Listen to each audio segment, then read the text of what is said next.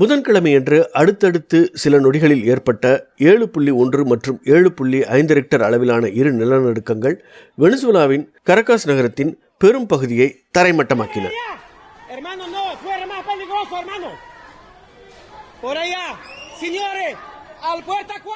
வெள்ளிக்கிழமையன்று தற்காலிக அதிபர் Delcy Rodriguez உயிரிழந்தவர்களின் எண்ணிக்கை 589 என்றும் 2980 பேர் காயமடைந்துள்ளனர் என்றும் தெரிவித்தார்.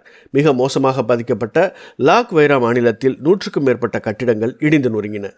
புவியியல் ரீதியாக பார்த்தால் வெனிசுவேலாவில் இத்தகைய பேரழிவு என்பது ஒரு அசாதாரணமான நிகழ்வு.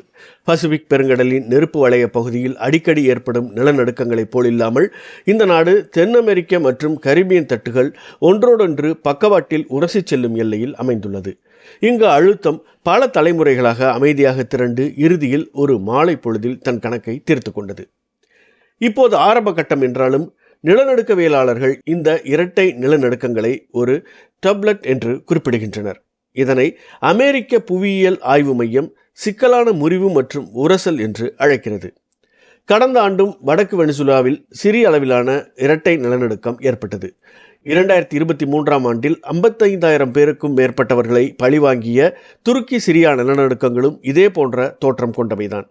அவற்றின் ஆழம் குறைவாக, அதாவது 30 கிலோமீட்டருக்கும் குறைவாக இருந்ததால் அதன் கொடூரமான வீச்சு நேரடியாக மேலே உள்ள வீதிகளுக்குள் பாய்ந்தது.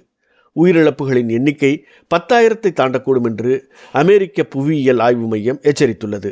மேலும் கடந்த கால நிகழ்வுகள் இத்தகைய அச்சங்கள் பொய்யாவதை விட மெய்யாகவே அதிக வாய்ப்புள்ளது என்பதை நிரூபிக்கின்றன. ஏற்கனவே உதவிக்கரம் நீட்டியுள்ள இந்தியா தேடுதல் குழுக்கள், மருத்துவ பொருட்கள், பேரிடர் பகுதிக்கான அத்தியாவசிய தளவாட உதவிகள் அளிப்பதை தனது முதல் கடமையாக கொண்டு நிவாரணப் பணிகளை மேற்கொள்ள வேண்டும். ஆனால் இங்கிருந்து இந்தியா கற்றுக்கொள்ள வேண்டிய மறக்கக்கூடாத ஒரு பாடமும் இருக்கிறது. இமயமலை பகுதியில் நிலநடுக்க அபாயம் மிகவும் குறைவாக மதிப்பிடப்பட்டுள்ளது என்பதை 10 ஆண்டு கால ஆய்வுக்கு பிறகு கண்டறிந்த ஒரு அறிக்கையை இந்திய தர நிர்ணய அமைப்பு இந்த ஆண்டு திரும்ப பெற்றது. இந்த திருத்தத்தின்படி மிக உயரமான பகுதிகளில் நிலநடுக்கம் ஏற்படும் போது உருவாகும் சக்தியின் அளவை 2 மடங்காக கணித்தது. மேலும் இப்பகுதியின் நிலநடுக்க வரைபடத்தில் 5 என்ற அளவு மட்டுமே இருந்த நிலையில் புதிதாக 6வது மண்டலத்தையும் சேர்த்தது. ஆனால் இந்த தரநிலைகள் மெட்ரோ திட்டங்கள் உள்ளிட்ட நடப்பு உள்கட்டமைப்பு பணிகளை கடுமையாக பாதிக்கும் என்று அமைச்சரவை செயலகம் எச்சரித்ததை அடுத்து கிடப்பில் போடப்பட்டது.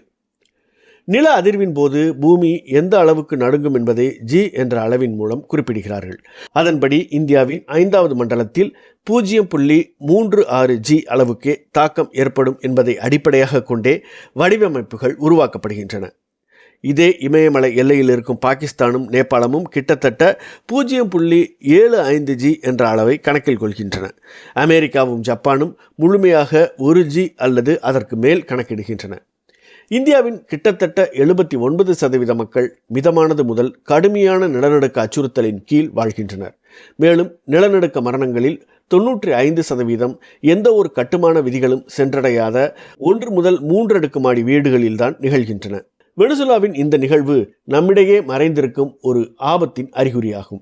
நிலநடுக்கத்தை முன்கூட்டியே கணிக்கும் அறிவியல் என்பது எதிர்காலத்திலும் கூட நிச்சயமற்ற தன்மைகளுக்கு இடையே உள்ள இடைவெளிகளை நிரப்பும் ஒரு நம்பிக்கையாகவே நீடிக்கும். மக்களை பாதுகாப்பாக வைத்திருக்கக்கூடிய உறுதியான கட்டடங்களை உருவாக்குவது மட்டுமே நம்மால் செய்யக்கூடிய ஒரே செயல். பூமி தன் சுழற்சியை பின்பற்றி நகர்கிறது. நாம் அதற்கு தயாராக இருக்கிறோமா இல்லையா என்பது மட்டும்தான் நம் கைகளில் உள்ள ஒரே தேர்வு.